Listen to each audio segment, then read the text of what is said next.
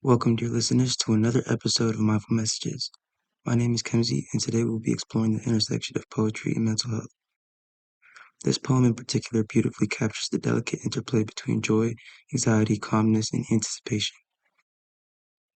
The poem is Once in a While by the renowned Uruguayan poet Mario Benedetti. A link to his poem will be in the description below for those of you who are interested. As we unpack this piece, we'll consider how it speaks to the complexities of our mental well-being. Let's start with the first stanza. Once in a while, joy throws little stones at my window. It wants to let me know that it is waiting for me. This opening is profound in its simplicity. Joy personified becomes an active presence in the poet's life.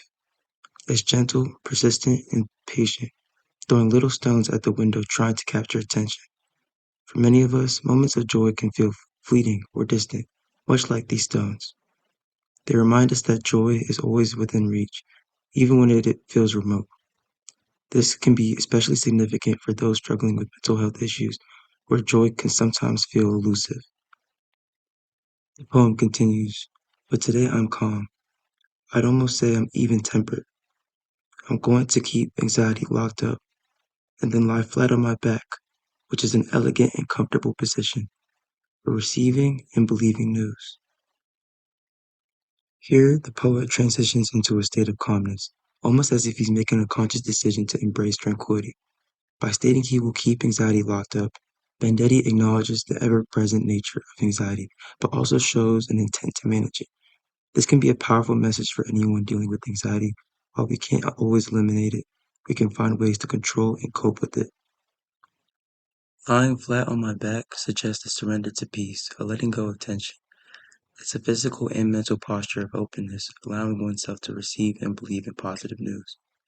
This image can be a metaphor for mindfulness and the importance of finding physical and mental positions of comfort to help manage stress and anxiety. The next lines delve into uncertainty and self-reflection. Who knows where I'll be next, or when my story will be taken into account? Who knows what advice I still might come up with, and what easy way out I'll take not to follow it? This stanza reflects the universal human experience of uncertainty and self-doubt. The questions posed resonate with anyone who has ever felt unsure about their future or struggled to take their own advice. This is particularly relevant to mental health as uncertainty can often trigger anxiety and fear. The acknowledgement of these feelings in poetry can be incredibly validating, reminding us that we are not alone in our struggles. Moving forward, Vendetti offers reassurance. Don't worry, I won't gamble with an eviction. I won't tattoo remembering with forgetting. There are many things left to say and suppress, and many grapes left to fill our mouths. The poet reassures both himself and the reader that he will not act impulsively or recklessly. The phrase "I won't tattoo, remembering, forgetting" is particularly striking. It suggests a commitment to acknowledging and honoring the past rather than trying to erase it. In terms of mental health, this can be seen as a metaphor for processing and integrating our experiences rather than suppressing them. Finally, the poem concludes with a promise. Don't worry, I'm convinced. Joy doesn't need to throw any more little stones. I'm coming, I'm coming. This ending is powerful in its affirmation. The poet acknowledges that joy doesn't need to work so hard to get his attention anymore. He's ready to embrace it. For those dealing with mental health issues, this can be an empowering message. The journey towards joy and well-being is ongoing, but it is also within our grasp.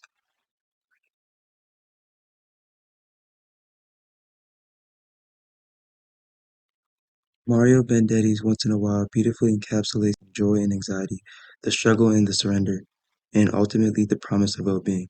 It reminds us that while joy may sometimes seem distant, it's always there waiting for us to embrace it.